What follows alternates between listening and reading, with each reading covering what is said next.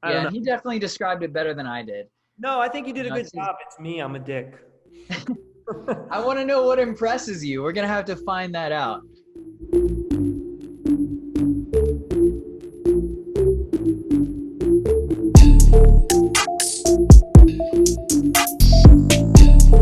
Welcome again to another episode of the Casually Fit Life podcast. We're your hosts, Ty Fischer.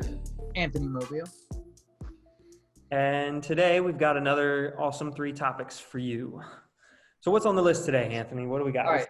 So we're gonna start with some physical therapies and my experience and your experience and kind of best practices that we've seen, good and bad. And we'll go through like a couple progressions, a couple things to think about when working with a therapist. So we'll start there. And then Okay. we'll move on to nootropics. So this is our nutrition-ish portion for the day. So nootropics, also known as adaptogens, basically smart drugs. Smart drugs. And we'll finish it out with another book review. So this book is Chasing Excellence by Ben Bergeron. Awesome. Yeah. I listened to that one a couple of years ago for the first time, and I really liked it. So it'll be fun to talk about. Yeah, we'll hash it out. We'll hash it out. So physical therapy, when was the last time you went? To like a legitimate physical therapy session, for me was maybe, it had to be years ago, like maybe 5, 6, or 7 years ago, potentially. So we both went to Westchester University, and we were in the exercise science department. You did athletic training, right? Yep, yep. And I think you probably also had to do an internship, right? Ours was 2 years of internships. So a lot. Okay. Yeah, yeah. Yeah, ours wasn't 2 years, but we had to do one, and I did mine as in a physical therapy office, and that would have been in, I think, 2013 or 14 when I did that. It was only like 6 months, but I got some exposure to, the basic concepts of physical therapy and some common ailments and common exercise programs to fix those ailments and whatnot. And so after that, I think I maybe went to a physical therapist for myself, maybe once or twice, like 1 or 2 sessions. Was it for your back? I believe it was for my back. Yeah, best bet is it's probably for my back. Um, but based off of that internship and then just trying out another therapy session on my own, I just kind of felt like I got a pretty decent idea of how to do the exercises without needing to pay for it. Yeah. So I don't really go to a physical therapist much anymore. I do know a couple personally, so I will ask them questions about it. But what about you? Have you gone recently? So not recently, but my training, my classically trained athletic trainer self, we basically do physical therapy, but athletic trainers can only work with the quote unquote active population. So I am not allowed to prescribe exercise to someone who has cardiac disease and they're mostly inactive. Not allowed. Wow. Okay. There is a legal definition of the active persons, and it's basically like, do you do stuff? And if you answer yes, then you're an active person. So like, as long as you do something, you can make that distinction. So myself, I've written, done programming, worked with people from injury to return to sport. And then I've also had a labor repair on my shoulder, and that was in high school.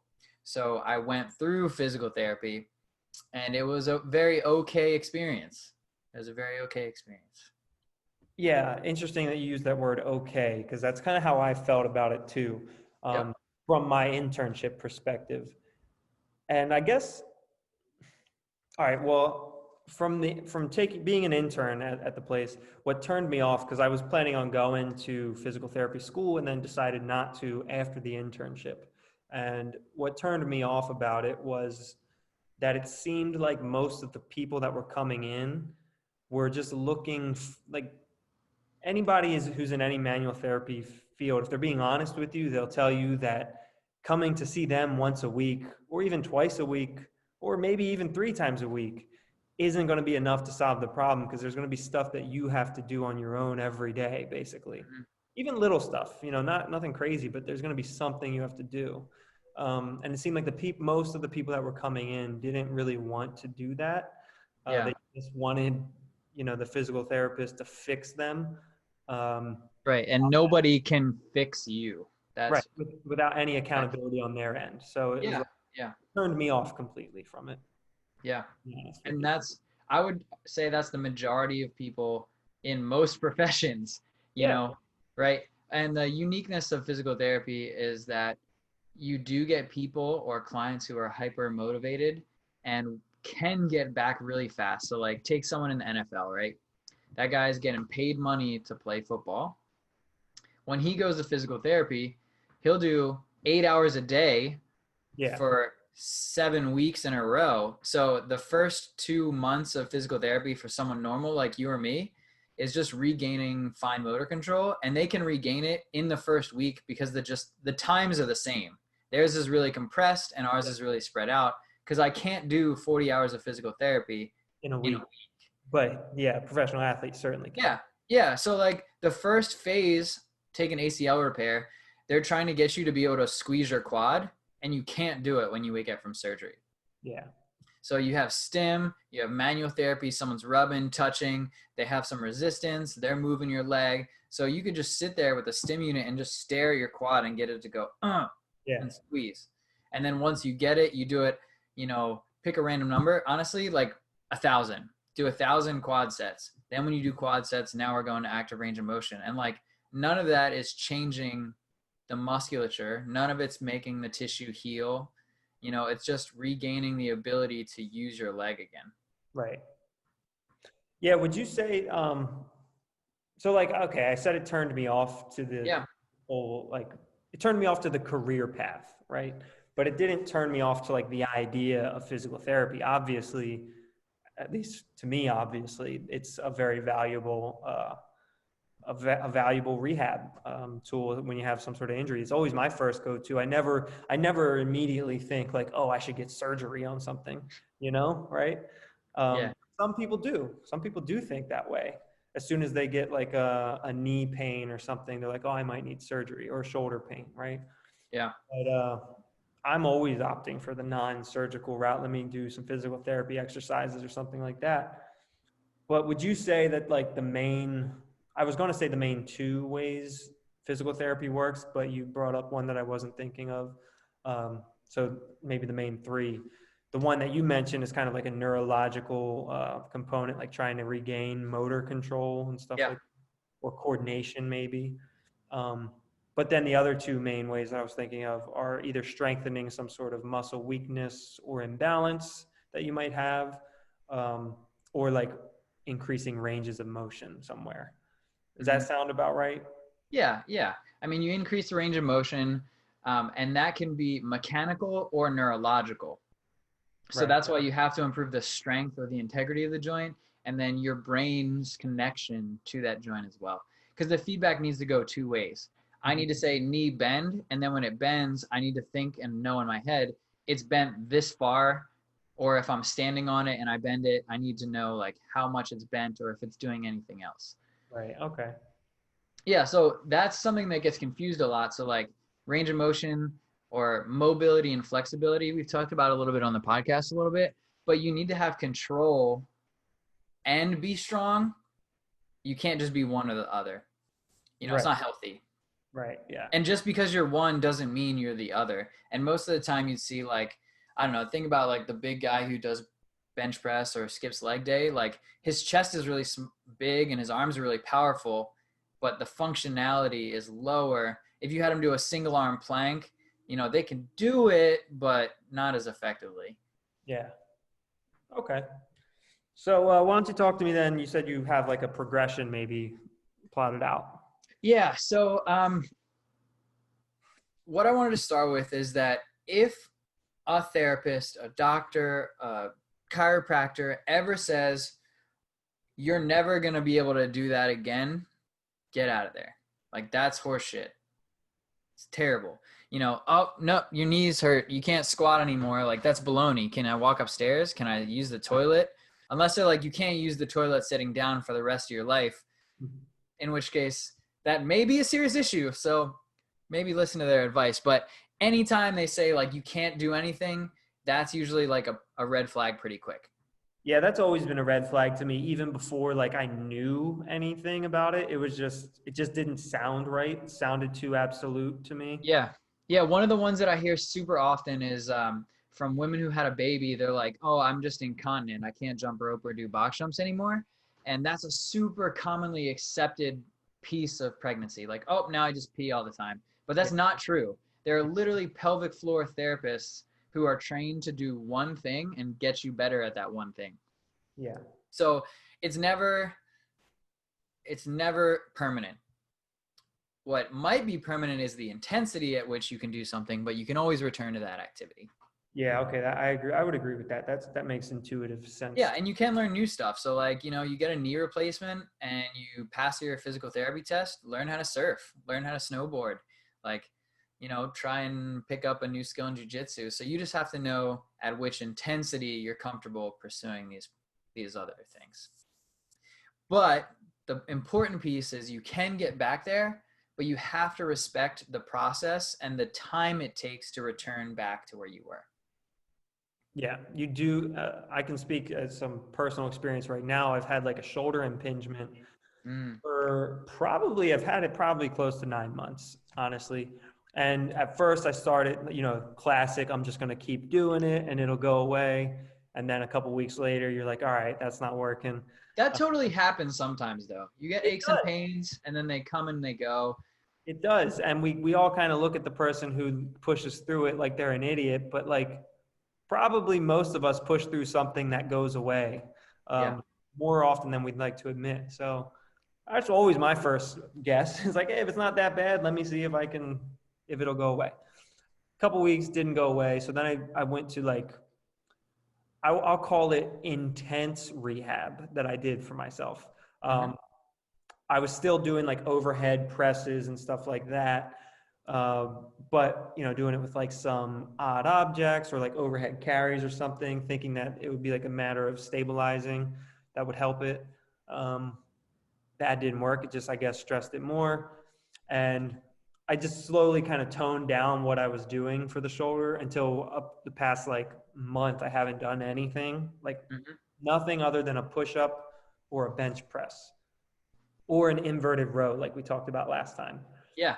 But it's all this plane right here, and that has I feel absolutely nothing when I do that. So I've had to shut it down completely. Yeah. And this is 9 months later, and it's only just now, after a month of being shut down, starting to seem like it's really going to, fix itself if I just keep giving it more time. And that's the hardest component is being patient with that. Yeah. So that's so step 0 in my, I guess now it's a 5-step progression, but in a PT routine, to return from injury to full function, no pain, is to reduce the inflammation or the pain sensation as quickly and rapidly as you can. Now, that almost never means complete reduction in activity, right? So does a push-up hurt when you do a push-up right now? No. So there's no reason for you to stop doing that push-up. Do it. You can switch from a straight bar to a pair of dumbbells because the angle is super variable, and you can find the position that doesn't hurt and work it as long as you feel no pain. So if you're trying to start, no pain is what you're looking for. Yeah, that was my mistake because I was dealing with a tiny bit of pain. Yeah. That was manageable, but it didn't allow it to calm down. Yeah, and that's okay, but I would call that a later stage or a super, super early stage, but that's only if you have something like an acute surgery, because of course it's going to hurt. Someone just drilled through your bone, but you have to move because moving will get rid of the garbage and bring in the healthy stuff. Like literally nothing works except movement. Right. KT tape, okay. Ice, definitely not. Like stim, yeah, but your muscle contraction is like magnitudes more powerful than whatever a little electronic superficial device can do. So the best thing is hypercompression paired with range of motion paired with gravity. That's the best thing to do. So Step one here is, I'd probably say you're above step one, more like in the 2 to 3 phase. So step one, you should start strengthening with isometrics. And that means maximal force. So if I'm strengthening my bicep, I'm going to hold my arm out in front of me. My bicep is going to be at 90 degrees, and I'm just going to flex it and relax it against some resistance. So like imagine you're pushing against the wall. They're not going to move, and then you're going to relax. So timing wise, you should be looking at 6 to 10 second holds, because you get maximum motor recruitment at 6 seconds. And I just like to go a little longer for safety. Right. So because you're not changing the length of the muscle, the length tension relationship, you're activating the muscle, you're creating or bringing blood flow to the area, you're creating tension, but there's no change. So nothing's going to happen. You're just staying still. Mm-hmm. Now, what's important to know is that, let's say we're still talking about the bicep here. We'll just use the bicep for the rest of the analogy here. I'm never going to stop strengthening my shoulder and my wrist to my maximum capacity. Okay. So I can do, anything with my shoulders. I can do shrugs. I can do elevated lat raises as long as my bicep is turned off. I'm going to do literally as heavy wrist curls and wrist extensions and like grip crushing strength as I can. The grip, because it's isometric to the bicep. But same thing with the hip. If you just let the hip rest, you can't let the knee, the ankle rest. You can't let the core rest either. Right. Okay. So the above and below feature should continue as normal as much as you can. If you get an ACL repair on your knee, you should be doing heavy calf raises, right? You should be doing I would even say reverse hypers, like heavy reverse hypers, and continue your training as much as possible. So then the next phase would be your active range of motion. So this is where you're just going through, and this should still be pain-free. So if you move your shoulder up overhead, does it bother you? That is what has been improving recently, which it used to bother me even if I just did like this sort of snow angel type motion. Yeah. And if I'm being honest, I would say I still feel a little bit of that, but it has like greatly improved over the past month. Whereas before, there would be times where, I would even be doing, most movements except for a snatch maybe, but I'd still be doing everything else overhead. But then just by going to like this snow angel motion, it would make me wince.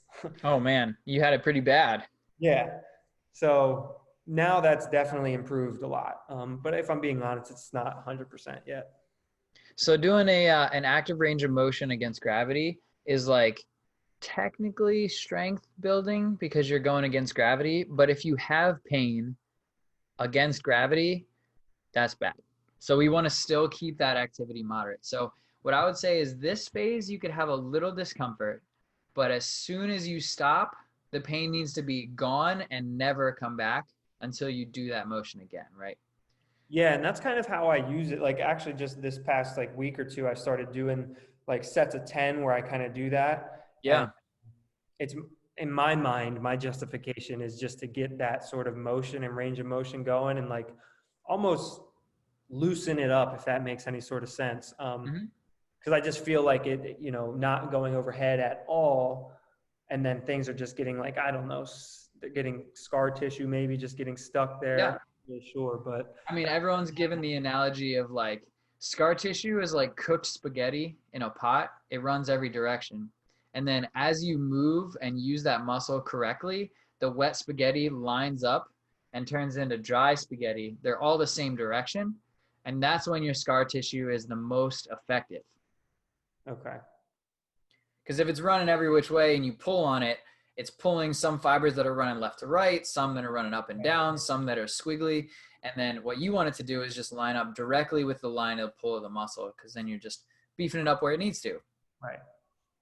And this is the first time that I'd start putting stretching in, because beforehand with the isometrics, you're trying to keep the muscle the same way. So do you stretch your shoulder, your bicep tendon? That I was doing that in the beginning, and then I slowly started to realize that I thought it was just making it worse. So I stopped, and when I said, when I shut it down, I shut it down. Like I haven't done any even stretching really. But now that you're saying it, it feels like I could do some stretches. It doesn't feel like I should do like the overhead stretch, with the band. Yeah. Doesn't seem like that would make sense right now. just like based on how that feels. But maybe like some, bicep or chest stretches or something like that would help. Yeah, again, above and below the joint too. The shoulder's a little tricky because there's nothing really below, but like anything with your rotator cuff, if you could do a trap stretch, anything to release tension from all sides. The knee is super easy because you have the quads and the hamstrings and the calves. So like if you loosen them all up on either side, the tension on the actual tissue goes down. Right. So 0, 1, and 2, I would call gentle. We're taking it easy. Like whenever you're working on that joint specifically, you shouldn't be sweating. You shouldn't have a high heart rate up. We're trying to keep you down regulated to give you an acute sense of what your joint feels like. Because once you upregulate, you get endorphins and they hide the pain. Right. So now this is the fun part. This is where I feel like most general physical therapists stop being able to take care of athletes. Right, so everyone knows how to stretch, everyone knows how to do isometrics, everyone knows how to do range of motion. And then that's true for those, 78-year-olds with a hip replacement that won't ever walk. Or you're talking about somebody who has type 2 diabetes and they're 300 pounds and they had a knee replacement. Their knee's not going to feel better until they lose 100 pounds. Right. So those people will just live in stage 0, 1, and 2. Now, step 3 is resisted range of motion. So this is your classical strength and conditioning. So if you have the bicep, we start doing bicep curls. We do tricep extensions because that's the opposite side of the joint. You got to work that as well. Now, did you guys ever go over the difference between open and closed chain exercises? Yeah, we have. I always get them confused if I'm being honest with you. I So couldn't so tell you which one is which. an open chain is like a bicep curl, and a closed chain would be a push-up. Right. So in the open chain, the joint is free, the distal end. So if we're talking bicep, my wrist is the thing that moves. In closed chain, the distal end is stationary and the actual joint moves. Okay. So open chain is going to be where you want to start because you can oversimplify. You can just work the bicep. You can do just supination, pronation. Right. Once you get into a push-up, now you're talking a multifactorial piece, which is important. But open chain, progress to closed chain. Tempo, high reps, and then slowly and gradually decrease the reps. Now, the coolest thing about this is if I can do a bicep curl at 5 pounds and it doesn't hurt, but it hurts at 7, I'm literally going to do 1,000,000 bicep curls at 5 pounds. And then next week, I'm going to try it at 6. And as long as that doesn't hurt, I'm going to keep my, let's call it sets of 15 to 20. Like that's pretty brutal. 15 to 20 bicep curls per set. And then the idea is you increase it literally forever until a weight that they get to, they can't do without pain. So the higher and closer you tiptoe to that painful line, the better they're going to get faster. But as soon as you step across it, that's when you go back 2, 3, 4, 5 days of training because you have to make up that missed ground and you have to revert. But seriously, like if this is where you're sweating your face off. Like if you're doing a knee replacement, like you should be doing hamstring curls that are heavy. As long as your sub pain threshold, cool. And I would pair that at this phase with some coordination drills. So bicep, we're talking throwing and catching a ball or balancing on a hand on a trampoline. We're not moving, but we're just trying to create some like uncertainty. Yeah. Like, cause that's what real life is, uncertainty. Mm-hmm.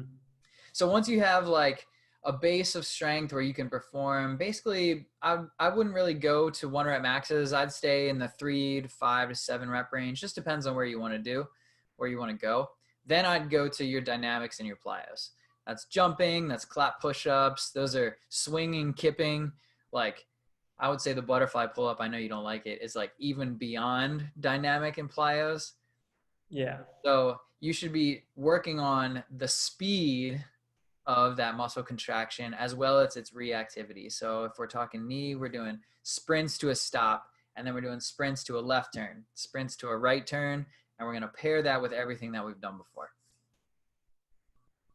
The key is that if you want to go back to something that's hard, therapy has to be hard. Right. Okay. You got to make it. You got to make a change.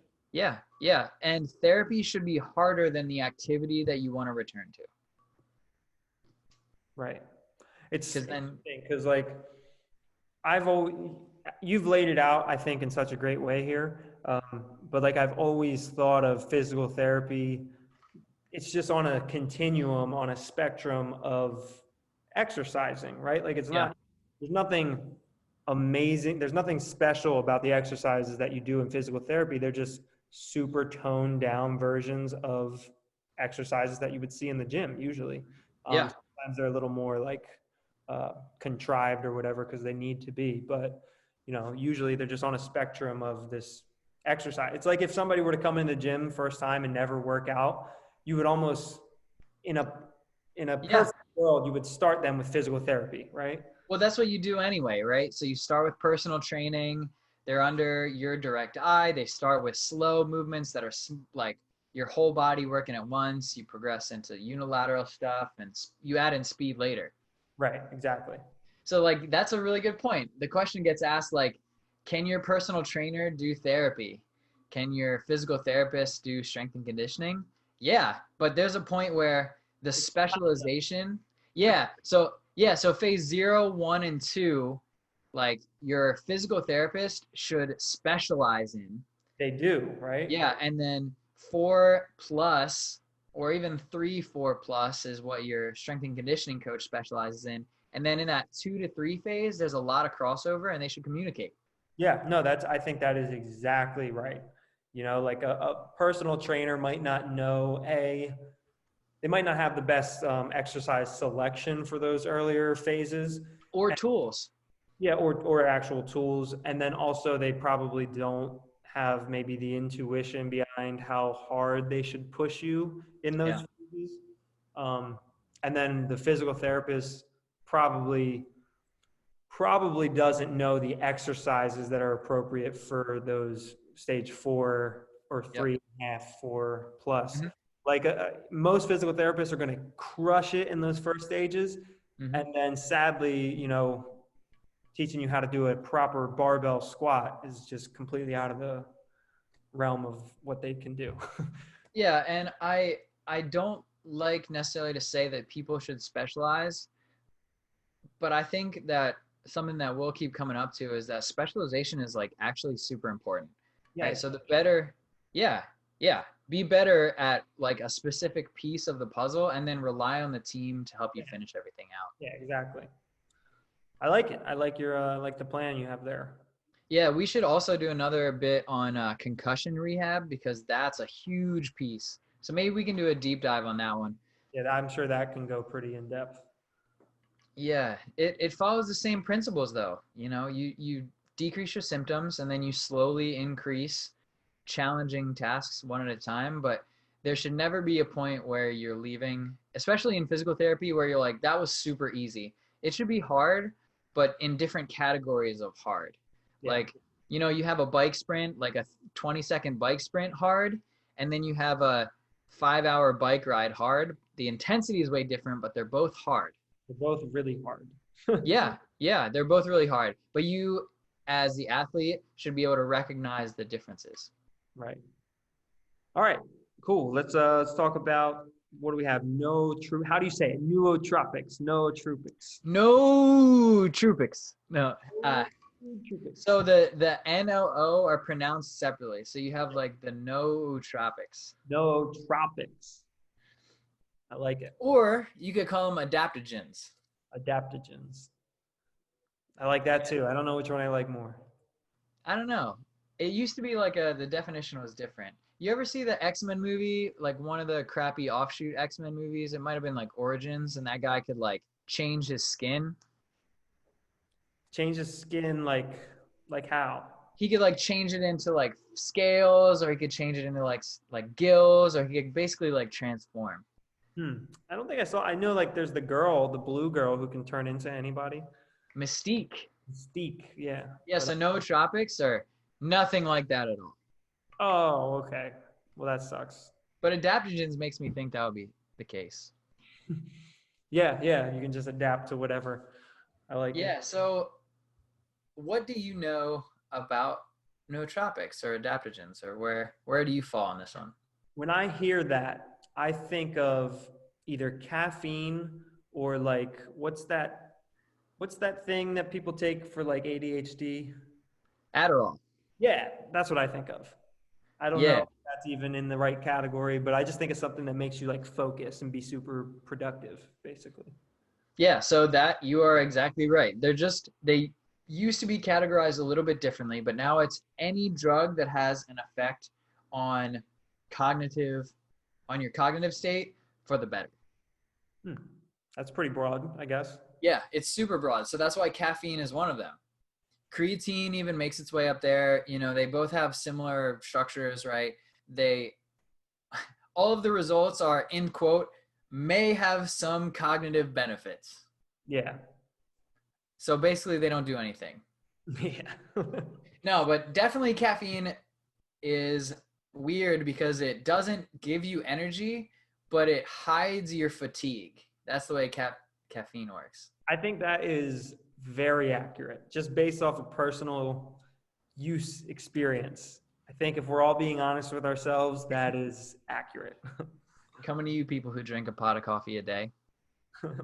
Although I'm less impressed with those people because no one's ever drinking like home roasted, like freshly ground beans. They're not drinking a pot of that. They're drinking a pot of Maxwell House or Folgers. Yeah, yeah. Oh, dude. All right. The last box of or container of coffee that I got was, I believe, it was one of those two. Mm-hmm.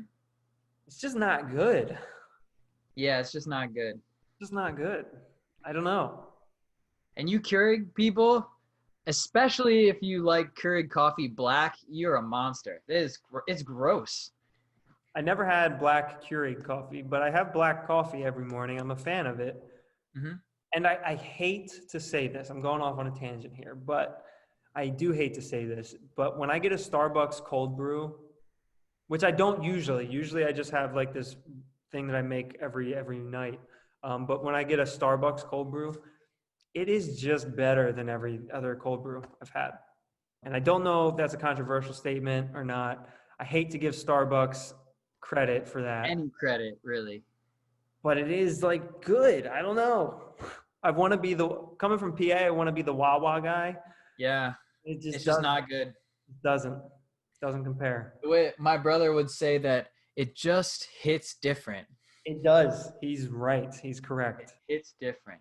So when you come out to visit, we're gonna get some cold brew coffee from the co-op, and it's actually cheaper, which is weird because everything at a food co-op is just like 7 times more expensive. Yeah. But the coffee is cheaper, and the cold brew is basically like jet fuel. So if you're ready for a solid caffeine buzz, we'll get one. Oh man. Yeah, it's amazing. It's the best cold brew I've ever had. Yeah, so if you drink Keurig black, you're gross. Just stop. Just stop. All right, anyway, because that was super important. So I learned about nootropics from Tim Ferriss, and he was talking about studying for his Japanese language in college.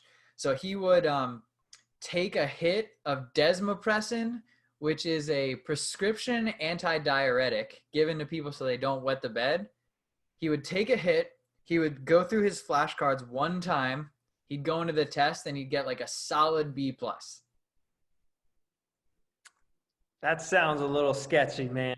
It is sketchy because you have no idea what was in that drug because you're not getting a prescription for a bedwetting medication as a 24-year-old adult male.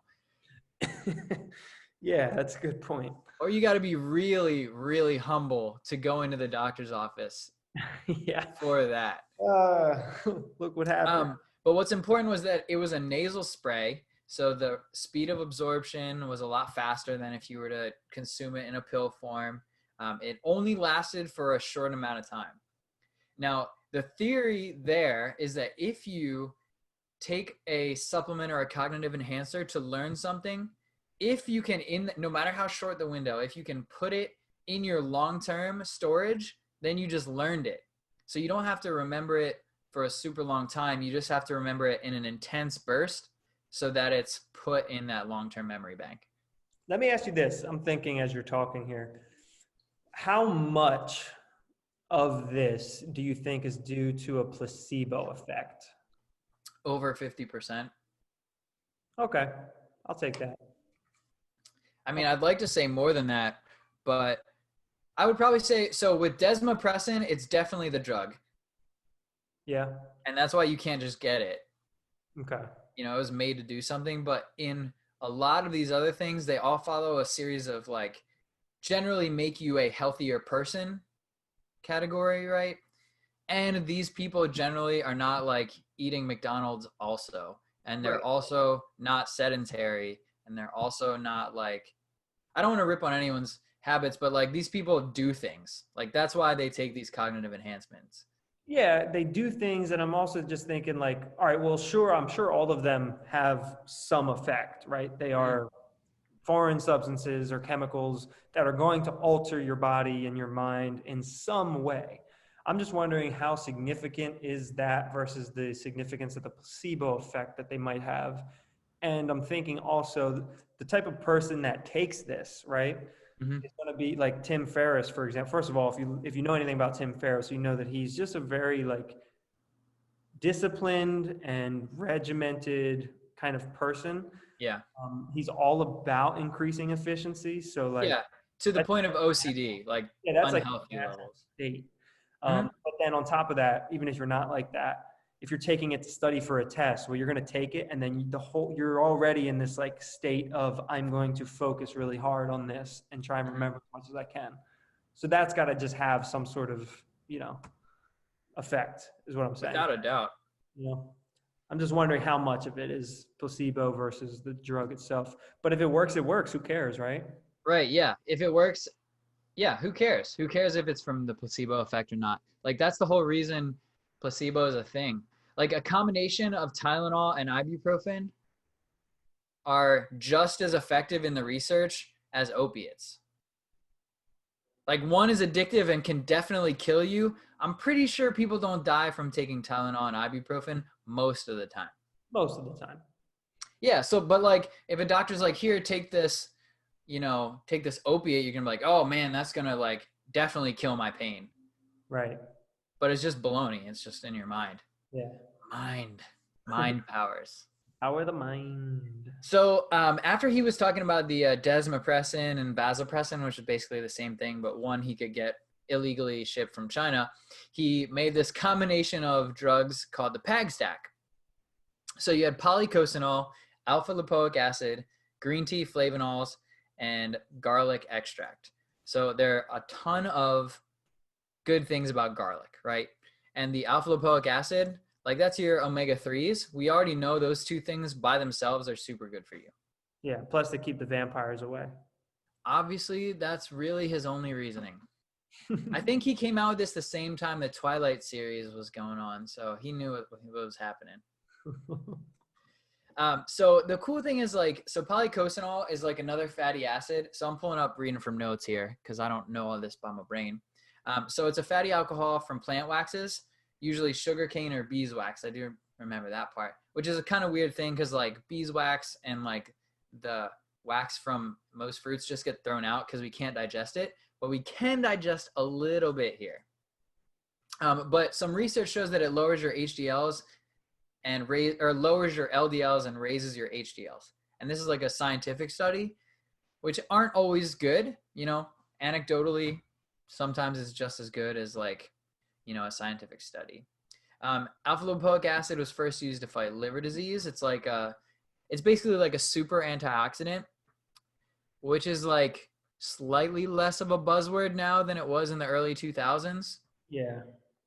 And then the green tea, I'll talk a little bit about later.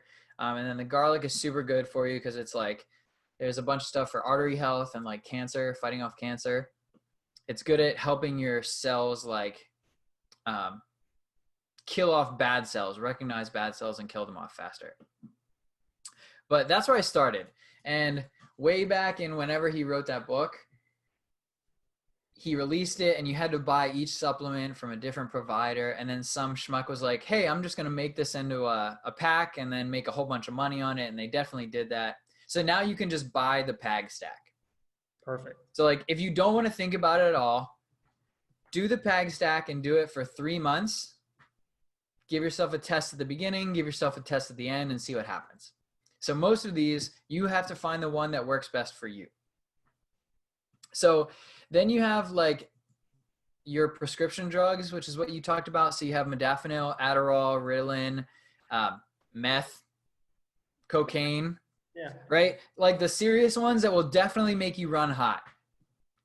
And my personal theory on some of these is that your metabolism just kicks up a notch because it's dealing with some of this. And brain function is related to metabolism, right? So your metabolism gets higher, your brain function will follow along because you have more oxygen, better blood flow. So this is why I think you feel good after exercise, aside from the endorphins that get released from good behavior. That's interesting. Maybe that's why I feel like I'm so dumb, is because I have a slow metabolism. And right, but the theory makes sense, right? Yeah, no, it makes sense to me. If your heart is more effective, it's more effective at getting nutrients throughout your body. Yeah. So then you have like the over-the-counter, super easy stuff to find. Caffeine, which we already talked about. L-theanine, and this is from tea. So this is where that green tea extract, you're getting L-theanine. And then your omega-3s, which pretty much everyone takes, period. Now, the nootropic that normally gets ignored would be pick any vitamin or mineral, whatever one you're deficient in, usually getting that number back up will have a drastic effect on your body. That's funny because I think I feel, and this is going to sound a little crazy, but I think I feel a difference on a daily basis when I do versus don't take my multivitamin. So 50% is you and 50% is that little Flintstone. Maybe, I don't know. But I know that especially on the weekends, I usually I'm lazy with my supplements on the weekends, so I don't take them. And then when I take them again on Monday, when I take that multivitamin, I genuinely feel like it makes a difference, like a noticeable difference. Yeah. And yeah, I mean, we talked about multivitamins being insurance, right? It's super easy. Exactly. Yeah, and the other thing that I want to point out too is whatever we're talking about in the nootropics category, if you are of a healthy weight, if you are active, if you get enough sleep and your diet and nutrition is dialed in, then nootropics are gonna like really make this small difference that matters, because we're talking about like first and second place at the Olympics. Like the difference between those two people, they eat the same, they sleep the same, they exercise the same, they have the same like coaching and routine and recovery and mindset training. So a nootropic is just a little bit of a boost to give you a little bit more. So the biggest bang for the buck are anything in those 4 categories. Now, after the PAG stack, you start doing your own research, and then you dig into the racetams. So racetam, and this is where the original like nootropic term came from. These are not new drugs. Honestly, probably all the drugs that we're still consuming were made in like the 70s or the 80s, and they just made a bunch of it, and now it's become mainstream. But the idea here of a nootropic is a cognitive enhancement that passes the blood-brain barrier. Right, so that's a little bit hard to do because some things can get through and some can't because it's keeping you alive. But the racetams, you have like, they're all going to sound the same, but you have piracetam, pramiracetam, phenylpiracetam, and aniracetam. I like it. Basically the same thing. But they enhance memory, and they go through the cholinergic and the glutamic or glutamate receptors. So if you take a racetam, you should either eat a lot of eggs or take a supplement for ACH or acetylcholine. So like that helps the rebound effect. So like when you use ecstasy, like all of your dopamine is just dumped into your system at once. So it feels crazy and then you're just out. So like the low that comes after like an ecstasy hit, and I've never done it. I think it would be pretty cool. Sounds intense. All your dopamine at once. Yeah, it's terrible, crazy. But the idea is you need to like compensate a little bit. So The racetams are like the easy one to start with. I like paracetam paired with caffeine on an empty stomach. And I've said this before, but that's when I felt like Limitless, that guy from Limitless, Brad Cooper. Yeah. But the actual racetam that works best for you, you'll have to try the different ones. But I think after like, 10, 12 doses, you should know if it's working for you or not. Right. Then you have the ginkgo biloba, which is a tree, and that's like a root, and it's been used for a super long time.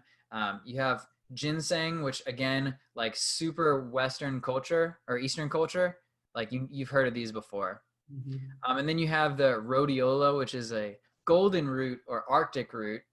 And all of them have basically the same function, like decrease stress, reduce symptoms of depression, improve brain function, like basically nothing concrete. Right. So you just got to try them. Now, the one that stands out to me is like, if you're going to start with one as super base level, go Pag Stack. If you want to do something that takes a little more research and practice, do a racetam. If you want to move up and do something long-term that may not affect you today, but will affect you in the long term, this is where the lion's mane mushroom comes in. Okay. Have you heard of this before? I have heard of this. Yeah. Yeah. So the cool thing about the lion's mane mushroom is neurogenesis. I like making new brain cells. Yeah, making new brain cells and nerve cells generally throughout the body, but I think this is a blood-brain barrier thing. So if you make more nerve cells, you will have better cognitive function longer. I like it. Yeah, like that one's pretty easy. So just take it forever and stay like smart and fit. Perfect. I was going to ask you when you were talking about, you were just talking about like Olympic athletes, basically. Mm-hmm. In my mind, actually, up until you just said what you just said about like the long-term ones, but all those shorter-term ones, Mm-hmm.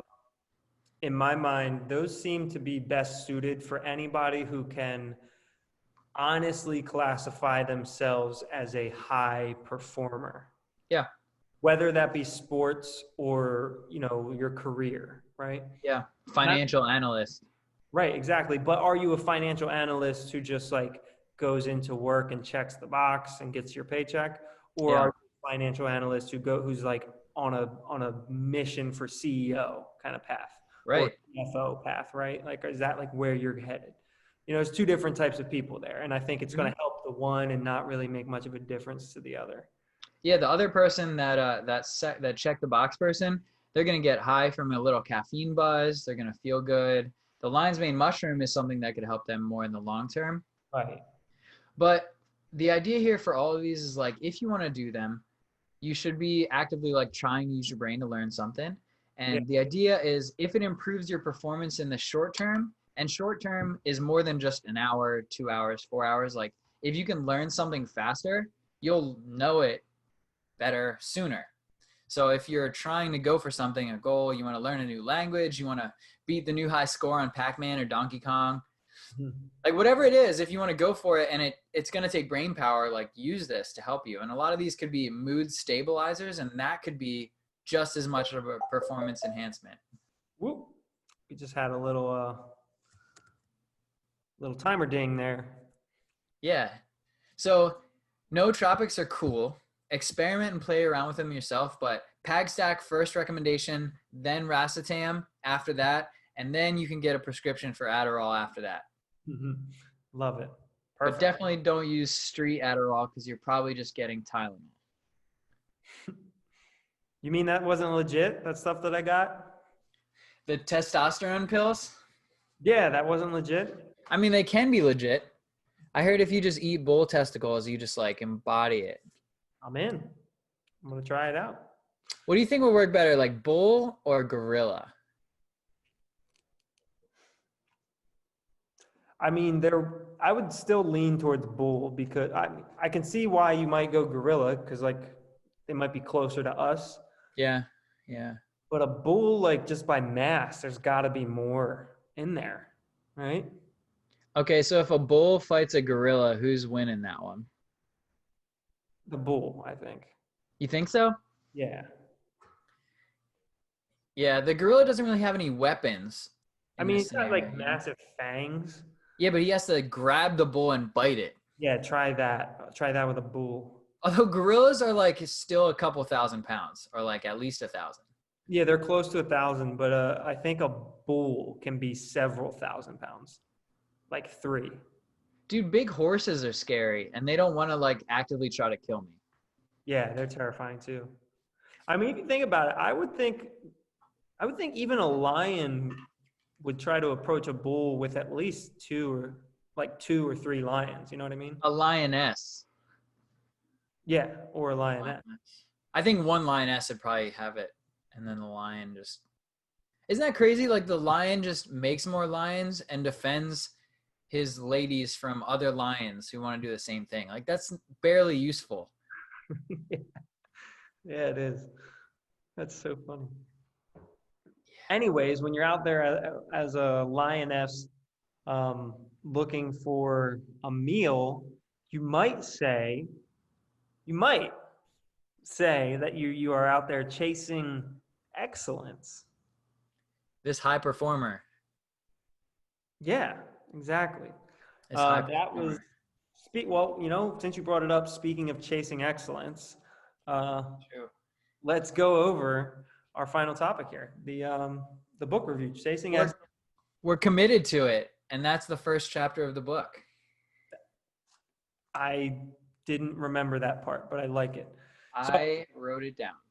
Perfect. So the book Chasing Excellence by Ben Bergeron, coach of Katrin Davidsdottir, who won the CrossFit Games a couple years in a row, coach of 2 or 3 other like higher. Cole Sager, and what's the other girl's name? Tia? No. Brooke Wells. Brooke Wells, who are both 2 higher profile CrossFit athletes. And also, I think he briefly coached Matt Frazier. I'm not sure about Tia. I don't think so, Tia. Yeah, I knew that he briefly coached Matt Frazier. Which is a different topic. I don't think he actually did. But, I think I remember watching a video where he would just send Matt stuff and Matt would just reply no. Yeah, that's what I think it was. I think he Nice. would send him stuff and Matt would decide what he wanted to do and what he didn't want to do. Well, it worked out for him. Yeah.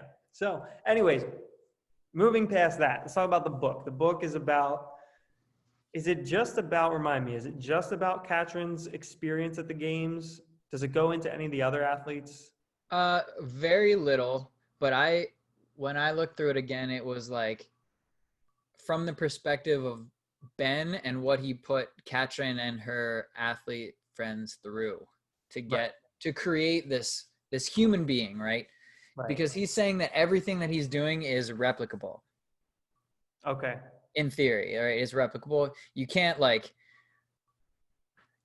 ever get like me to be LeBron, but if you have someone of the same status, like body type, body shape, you can build that person so that their mental toughness is equivalent to what they're trying to do. Right. So when I've known and followed Ben's stuff for like basically 10 years now. Yeah. And my initial impression of him was like, oh, he's a cool guy. He runs a cool gym. He knows how to train athletes. And then, and this is all on me, I thought he went off the deep end. I'm with you. I agree completely. I thought he became a little too woo-woo for me. Yep. That's the exact word I used to describe him. Yeah, I thought it became a little too woo-woo, a little too like, I don't know, just be mentally tough and believe in yourself kind of stuff. Yeah. But, and I did think that, and I still kind of think that, but then the thing is, I almost reluctantly listened to this book, and I don't remember hating it. Yeah. You know what I mean? It brought him back down to earth for me. Same. I Yep. thought it was actually, after I got through it, I remember thinking like, I actually identify a lot with what he was saying in there. Yep. And, yeah, I just liked it a lot, to be honest with you. Yeah, I think when Katrin was making her, like, she won the games and she was like about to repeat, because she'd been in a position of recognition for a while, it sounded like he said that the only reason Katrin was where she was is because of her mindset. Yes, I don't like that. Yeah, because that's not true. There are like thousands of hours of physical training Yeah. involved behind that with genetics and a little bit of luck. Like it's a lot of Also thousands of people with the same mindset that don't yeah. ever. So I wrote down the titles of the chapters, and I thought we could take like maybe a minute or two to recognize each one. So you go commitment, grit, positivity. Like I hear those. Those are good. Mm-hmm. And then embrace adversity, which that one I think is more common than people think. Like I think most people inside themselves embrace adversity because you just don't give up. Right. Yeah. Okay. And then you have like the confidence once you've gone through the first four, maximizing minutes. And that reminded me of Jason's book, AMRAP Mentality. Mm-hmm. And then the process, control, turn the page was a little okay. And then you have humility, right? Okay. So what does commitment mean to you in the context of this book? I guess commitment kind of goes back a little bit towards, we talked in a few episodes ago about like, I think it was the Four Agreements episode where we talked about like, When you say something, you're going to do something, just do it. with your word, and just be, and how I tend to be cautious about what I put in that category of Mm-hmm. what I'm going to take on. So when commitment to me just means, when you say you're going to do something, you do it, more or less. Yeah. And I think grit would be your ability to maintain your commitment. When you face that adversity. Yep.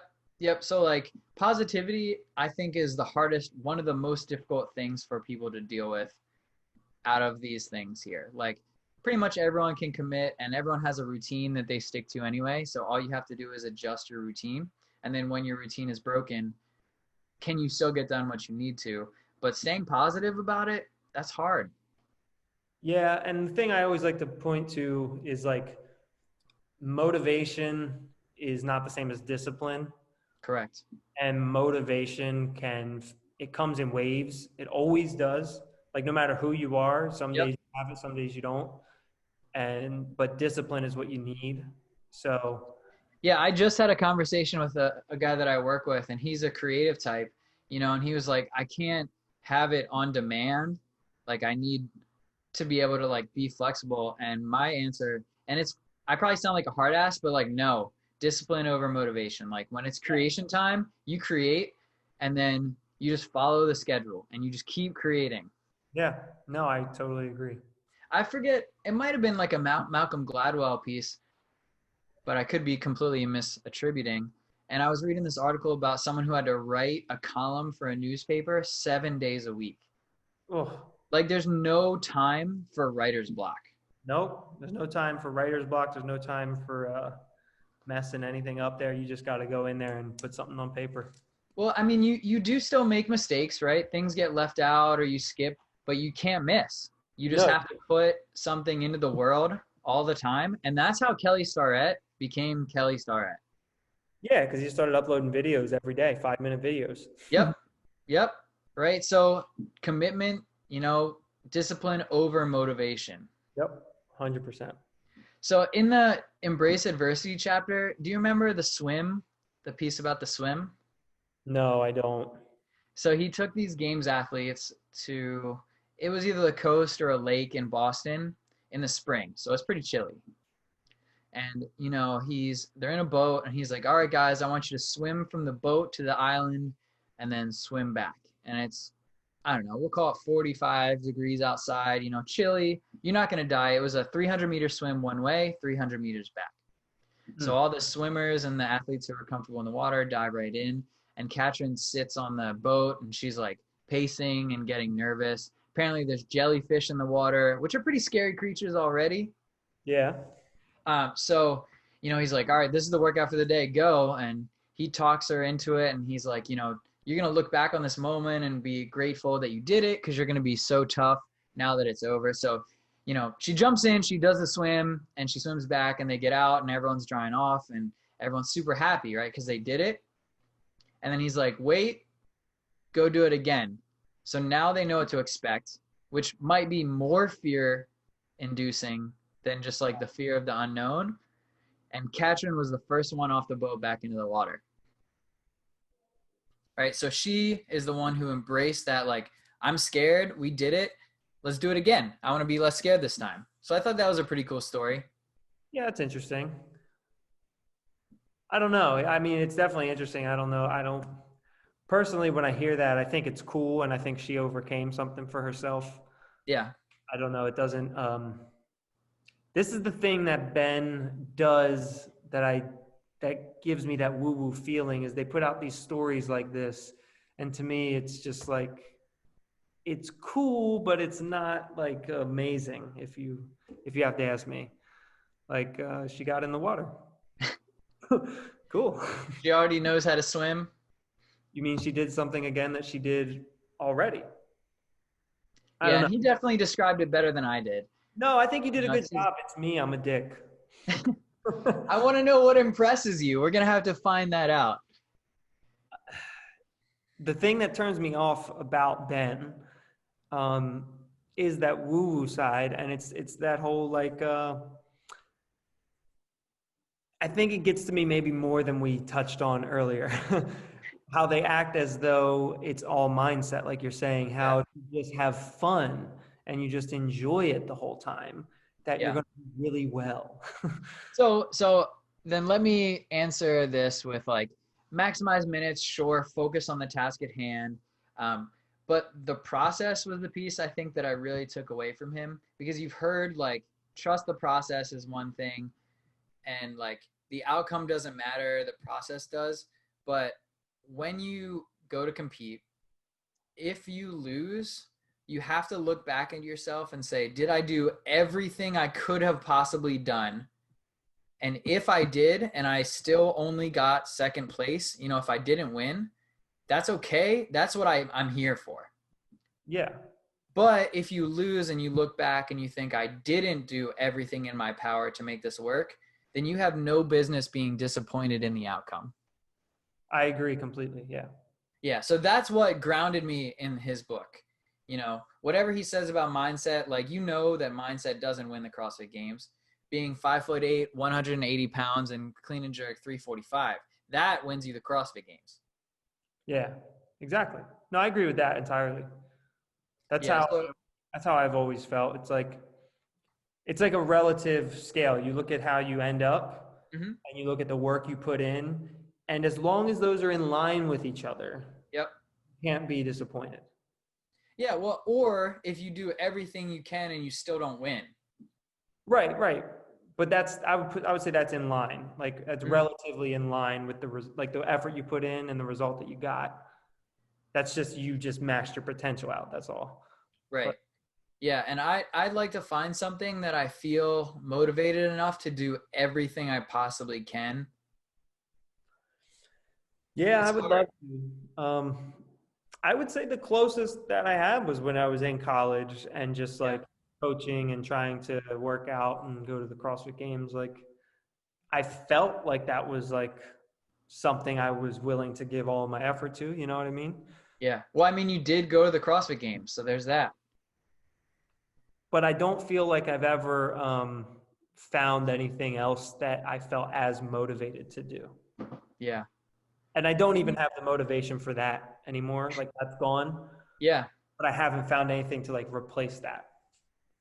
Yeah. So we gotta find it. Gotta find something.